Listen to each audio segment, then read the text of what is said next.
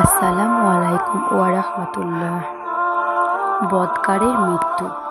নবী করিম সাল্লাল্লাহু আলাইহি সাল্লাম বলেন, বদকারের মৃত্যুর সময় আল্লাহ পাক আজরাইল আলাইহিস সালামকে বলেন, আমার অমুক দুশমনের নিকট যাও, তার রূহ বের করে আনো। আমি দুনিয়াতে তাকে সুখের যাবতীয় জিনিস দান করেছি, তবুও সে আমার নাফরমানি করেছে। আজ হতে তার শাস্তি শুরু করব। তখন আজরাইল আলাইহিস সালাম ভয়ানক মূর্তিতে 12 চক্ষু বের করে জাহান্নামের আগুনের তৈরি হাজার হাজার কাটোয়া লোহার গর্জ হাতে করে 500 জাহান্নামের ফেরেশতাকে সাথে করে হাজির হবে। প্রত্যেকের হাতে আগুনের ফুটানো টকটকে লাল তামার টুকরা ও প্রজ্বলিত আগুনের কোড়া থাকবে।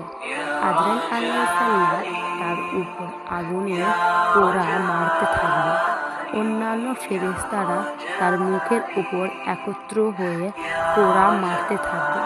আজরাইল আলাইহিস সালাম হাজার হাজার কাটোয়ারা ছুরি মুখ দিয়ে চালাইয়া দেবে।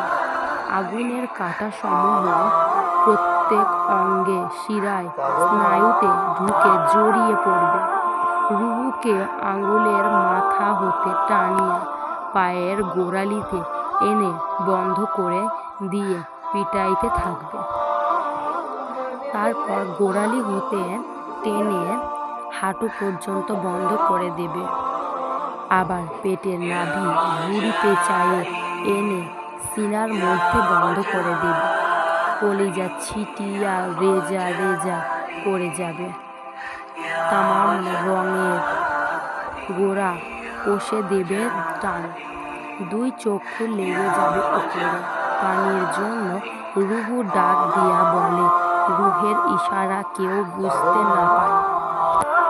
ফেরেশতারা তামার টুকরা ও জাহান্নামের আঙ্গারগুলি তার থুতনির দিকে রাখবে। আজরাইল আলাইহিস সালাম বলবে, হে অভিশপ্ত রূহ, বের হও এবং জাহান্নামের দিকে চলো বলে চক্ষু লাল করে ধমক মারবে।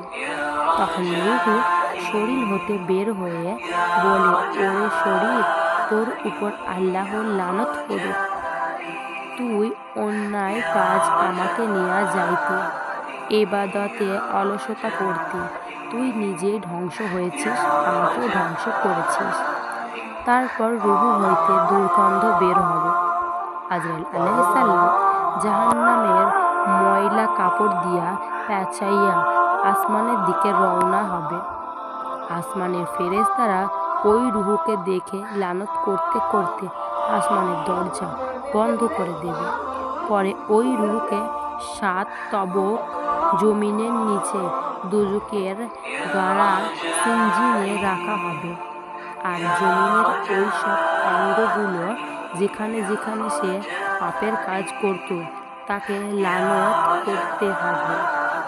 এদিকে শয়তান লস্করগুলো দৌড়ে গিয়ে শয়তানকে শোনাবে যে, আজ এক ব্যক্তিকে জাহান্নাম পর্যন্ত পৌঁছে দিয়েছি।